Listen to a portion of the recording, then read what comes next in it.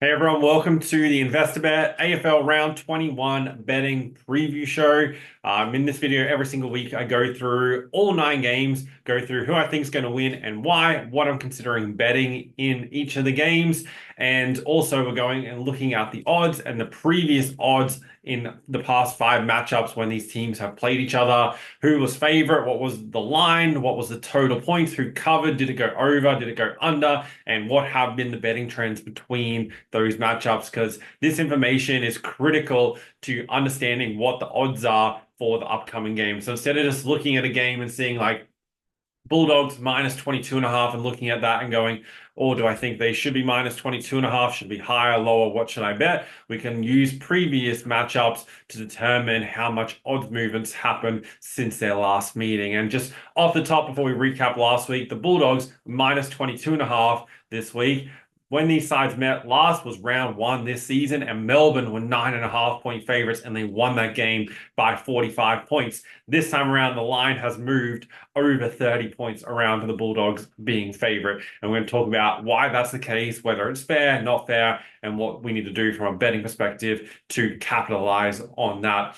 But before we get into all of that, I want to quickly recap what happened last weekend. Was a very, very interesting round. Like the top pretty much 10 on the ladder now is very, very compressed. And the sides like Swans and Carlton, who are kind of looking like the top 2 sides, have really come back to the pack. So it's going to be a very, very interesting run home over the final 4 weeks and then into finals. Last week's games, 5 of them went under the total, 4 went over. Still a slight lean overall on the season to the over. Also, last weekend, favorites won 6 of the 9 games outright. They covered 5 of the 9. 3 underdogs who won outright. Port Adelaide beating Carlton, the Western Bulldogs beating the Sydney Swans, and also St Kilda beating Essendon. They were the 3 underdogs to win outright. Interestingly, this season, away sides now have a better overall record. Away teams covered 7 of the 9 games. The 2 home teams to cover were Collingwood and St Kilda. So Collingwood against Richmond and then St Kilda against Essendon. All the away teams covered in the other games. And then overall in the season, away sides have a better record overall and underdogs have a better record overall. So especially away underdogs going 52 to 47 against the spread overall. And you can obviously break that down. And the other thing I wanted to say, with like 5 games going under, 4 going over, this is the kind of thing that we want to see. We don't want to see massive overall trends towards an over or massive overall trends towards an under, because then we need to factor in, well, how are the betting companies adjusting for that? In this situation where it's fairly even, then that allows us to break down the better spots to take advantage of that from a total points perspective. Okay, so now looking ahead to this weekend's games, we have 2 games on Friday night. Firstly, the Western Bulldogs versus Melbourne. As I said, the Bulldogs are minus 22.5, $1.32 on the money line. We've got a total at 172.5. Melbourne have a very good record in this matchup. They've won and covered 4 of the past 5 versus the Bulldogs and did win this matchup earlier in the season in round 1, 109 to 64. Bulldogs are a side that are in really like red hot form at the moment. In their past 3 games, they have beaten the Sydney Swans, Geelong, and Carlton. And if you go back over their past 6 games, they have also beaten Fremantle by almost 70 points during that span. So they've really been beating the top sides. And they've also kept Sydney and Geelong to 48 points in both of their past 2 games. So they're also playing very well defensively. And Melbourne are coming into this game. They've now lost 3 of their past 5. And during that time, they've only beaten Essendon and West Coast, and both those games were at home. So kind of teams trending in opposite directions. I think Bulldogs are well and truly good enough to be winning this game. I think there has been a bit of a reaction to their current form that's, really pushed this line out to the 22.5. Honestly, wouldn't surprise me if they were to cover. I think they win and win this game comfortably. How I'm considering playing it though from a betting perspective is I'm looking to capitalize on the Bulldogs' dominance in the midfield and also how strong their defense has been. Then currently the better attacking and defensive side in this matchup. and the number 4 ranked defensive side, only conceding 77 points on average. Melbourne are ranked 14th in attack, only averaging 79 points. So the way I'm looking at this game is I think Bulldogs definitely win, and I'm looking at a Melbourne team total to go under. Currently, the line is in the mid to low 70s for the team total. I was looking for a line, like if I can grab it around the 76, 77 range and taking the under for this matchup. That's my most preferred betting option for the opening game on Friday. The later game on Friday night, West Coast take on Gold Coast. The Suns, $1.47 minus 13.5. They have won 5 of the past 6 versus West Coast and covered 6 of the past 7. Pretty much Gold Coast have to win this game to stay in the race for finals. And realistically, they did need to beat the Lions last week, which they didn't do.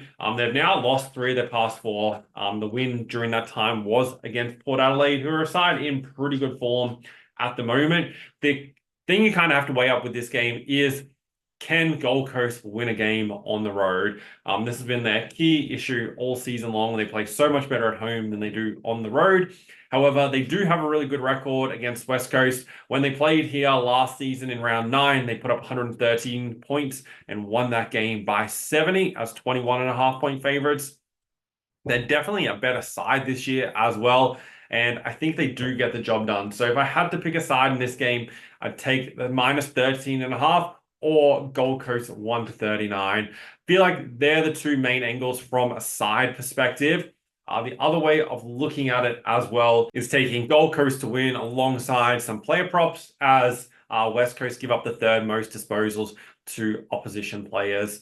I feel like they're the strongest angles that I'll be looking at playing for this game. From a total perspective, it's at 168.5. A couple points lower, a few points lower than it was last time they met over there, and a couple points higher than the game earlier this season, which the Gold Coast won 112 to 75. Interesting also, the Gold Coast have scored 107 points or more in their past 4 against West Coast. 2 of those have been on the road. So there's quite a few solid angles around the Suns to win, for them to put up a score, and also take advantage of some props with them, as they are a side who should be able to capitalize on the fact that the Eagles give up a high number of disposals to the opposition. The first game on Saturday, North Melbourne take on Richmond. The Kangaroos, $1.67, 7.5-point favorites, total 176.5.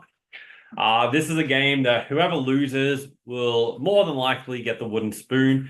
And these kind of games are the ones that I very rarely get involved from a betting perspective. Both sides have only won 2 games all season. Richmond have a good record in the matchup, winning 3 of the past 4. But neither side really is performing all that well, like based on their overall record. Just comparing the 2 sides, North Melbourne, the slightly better attacking side, Richmond, the slightly better defensive side, but they're bottom 3 in almost every key metric, which kind of matches up with where they sit in the ladder overall. If I had to pick a side, I'd lean slightly towards North Melbourne, but there's definitely not enough value to be backing them. So I'm going to stay out of this game. I feel like there's a lot better betting opportunities than getting involved in this matchup. You could look for some player props for North Melbourne. Richmond do concede the most disposals to the opposition. They're ranked last in opponent uncontested possessions, opponent disposals, and opponent kicks, and also opponent marks. So North Melbourne should get plenty of control of the ball, and there could be a few players in their team to take advantage of that, and that's the only way I'd be looking at betting that game. Geelong versus Adelaide, this game being played at GMHBA Stadium, where the Crows haven't won there since 2003, which means they've lost 13 straight at this venue. Geelong, fairly big favourites, minus 21.5, $1.31 on the money line. Geelong, important game for them to be winning. They've won 4 of their past 5, dropping the game against the Western Bulldogs, but bouncing back last week against North Melbourne. And the Crows were in okay form, winning 3 of 4, and then lost to Hawthorn last week by almost 70 points at home. So now they're on the road. Geelong have a really good record against them, winning 4 of the past 5. Geelong have covered 2 of the past 3 as well. I think Geelong win this game and win it. Well, they've got a lot more to play for. They have a good record in this matchup. Not exactly sure right now which way I want to play it. Think Geelong win no matter what. with that motivation edge. But I also am definitely interested in Geelong's team total to go over.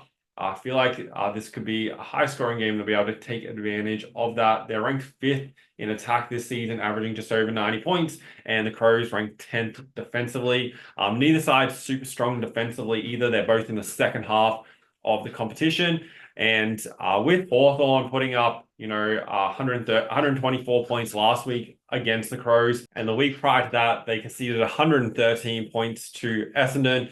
Feel like at home, Geelong, who've scored 96 or more in the past 3, can be pushing towards that 100 mark. So the Cats team total over is my favorite way of playing that game. Collingwood versus Carlton. This is a really, really interesting game. Collingwood broke through for their first win in over a month last week, but it was only against Richmond. And then Carlton, who've been in the top 4 pretty much all season, have now lost 3 of their past 4 games, and the only win coming against North Melbourne, and it was hardly convincing either. So this is going to give us a good indication on where Carlton especially is at, because even though Collingwood haven't been at their best this season and, are likely going to miss finals, they're still kind of a team where, they can beat you if you don't turn up, that's for sure. Carlton's currently $1.50, minus 12.5 at the spread. Collingwood have won 4 of the past 5 versus Carlton, so they do have a good record in this matchup. Majority of these games have been close. So the past 15 between these two sides have been decided by 1 to 39 points, and 13 of those have been decided by 1 to 24. For this game, the 2 ways I'm considering playing it is Carlton minus 12.5 or Carlton 1 to 39. Probably lean towards the 1 to 39 at slightly better value. I think Carlton get the job done, but I don't think it's going to be an absolute blowout like 40 plus or anything like that, especially the way Carlton's defense has been playing. Currently this season overall, they're still ranked 14th defensively, but because they're the number 2 attacking side, that kind of counteracts that a little bit. The other way I'm looking at playing this game as well, which I feel like is a fairly strong play, and I'd be surprised if it doesn't go very close, is the over 168.5. Both these sides averaging over 86 points a game, and both of them are bottom 6 defensive sides. That should lend it towards being a high scoring game. And at 168.5, this total is 4 points lower than we saw back in round 8 this season. And even though that game did go under the total points line, it didn't go under by all that much. There was 164 points scored in that game. So it was only just over a kick under. Now we're getting a line that's 4 points lower, and we've got fine conditions expected for this game. So if I had to decide which one I like more, I'd probably prefer the over 168.5 for this game, but also do think Carlton win. So you could also play alternate lines on both, get Carlton and get the total down slightly and play the over. There's multiple avenues for the different ways you could play it. Can also look into, I'll be looking at the Carlton player props, as Collingwood can see the second most disposals to opposition players and the second most uncontested possessions. So they expect a few of the Carlton players to definitely rack up high touches. Port Adelaide versus Sydney. There's not a great deal between these two sides, and the odds also suggest that. Port $1.89, slight favourites here at home to the Swans $1.95. Interestingly, Port Adelaide have won the past 7 versus the Swans, including the past 4 at the Adelaide Oval. So they have a very, very good record in this matchup. They've covered the past 2 as well versus Sydney. They haven't met since round 4 last season, where Port Adelaide won by 2 points as $3.35 underdogs in that game. The way these two sides are playing, Port Adelaide have won their past 2 and 4 of their past 5, beating Carlton last week, and the Swans come into this matchup losing 4 of their past 5 games. And their only win, similar to Carlton, they've only beaten North Melbourne during that period, which they won by a big margin, but have lost against the Lions, Bulldogs, Saints, and Freo during this period. Looking at this game, I feel like there's been a slight overreaction in favor of Port Adelaide. Looking at how they've been playing, like it was only round 15 where all the drama was in the media, and they wanted Ken Hinkley sacked and everything, and there's a lot of drama, even though they're a side that's been in the top eight majority of the season. Since then, they have been pretty good, winning 4 of the 5 games. However, I don't think they're quite at the level to be favourite against the Swans, but I am very aware of the record they do have against Sydney. This game, there's 2 ways I'm looking at playing is firstly, the Swans 1-39. Like statistically, they're the better side. They're the number one attack and number one defense still, where Port Adelaide are both like 8th and 9th in both of those categories for the most part. They do generate a high number of shots on goal, which is to their advantage. However, they have the worst accuracy in the league, which if they kick straight, then they can beat any side, but you always have to kind of weigh up, are they capable of doing that, or will this be the day that they do that? Whereas the Swans are ranked 2 in shots a goal and have the 6th best accuracy in the league. Aside from just the overall record against each other, Sydney have been the better side, but just they're a touch out of form. The 2 ways I'm looking at playing this game, Swans 1-39 or either side to win by 1-24. Definitely give Port Adelaide a chance, but I think Sydney can win this game by that 6-12 kind of range, and they'll win by 1-2 goals. But there's a chance Port Adelaide could nab it by a small margin. But if they win, I don't think it's going to be much. Don't see the Swans losing by more than 24 points. So they're kind of the 2 ways I'm looking at playing. I haven't fully decided yet. Well, I'll make my final decision once lineups are announced on Thursday night. GWS are small favourites, -4.5 at home to Hawthorn. A super important game for both sides. This is one of the most interesting games of the round. Both sides come into this in really, really good form. GWS have won their past 4, including wins against Carlton and last week just getting over Melbourne on the road. And then Hawthorn come into this game. They have won 8 of their past 9, and also they did lose their first 5 games of the season, and since then are 11-3 overall. Only losses since then have been against the Sydney Swans, Geelong, and also Port Adelaide, where they lost by 1 point, but probably should have won that game. Really, really good form, both sides. Both sides in that kind of range, looking for a spot inside the top 8. GWS currently a game inside. Hawthorn equal 8th with the Bulldogs. Going to be very, very important who wins this game. Hawthorn, if they win this game, they can probably slightly afford to drop the game next week against Carlton and then win their last 2. But if they win this game, they give themselves a really good shot at working their way into the top 8. Looking at how these sides come into this game, Hawthorn are now the better defensive side. Teams have really started to struggle to score against them. Adelaide only put up 58 points last week. Collingwood 67, 74 against Fremantle. Obviously, Geelong racked up a score against them. But outside of that, a lot of teams struggling to really get over the 80 points against them. And then from a GWS perspective, they're currently the 6th best attack. They were the number 1 attack earlier on in the season, but now kind of scoring, against the lower sides, they score a little higher, but against most sides, only scoring around that 75 to 85 point range. These sides met in Tasmania in round 13. GWS were small favourites there, but lost the game by 6 points, 85 to 79. However, the Giants have won 3 of the past 4 versus Hawthorn. 2 ways I'm looking at playing in this game. I've really caught on to Hawthorn at the right time and really cashed in on them this season. So this is another game I think they can win. However, I don't think it's going to be, it's one of their tougher tests, especially on the road against GWS, where they have lost their last 3 trips up there. But I think the way they're currently playing, it's definitely a winnable game. Looking at either side, 1-24, or the Hawks, 1-39 for this game. They're the 2 strongest angles that I'm leaning towards for this matchup. The other interesting trend, total at 169.5. The past 4 between these 2 sides have gone under. Currently, I make this total for this game 170 even. So I feel like that number is exactly spot on, but we have seen lower scoring games between these 2 sides. But I definitely couldn't get involved in an under. The way both of these teams can score, but especially Hawthorn as it currently stands. They put up 124 points last week against the Crows and 133 the week prior in the rain against Collingwood. So I have to be with them. Also could just take them on the money line as the other option. So my final play for the game will be around one of those factors, but it'll all be to do with most likely Hawthorn to be winning this game. Next game on Sunday afternoon, Essendon versus Fremantle.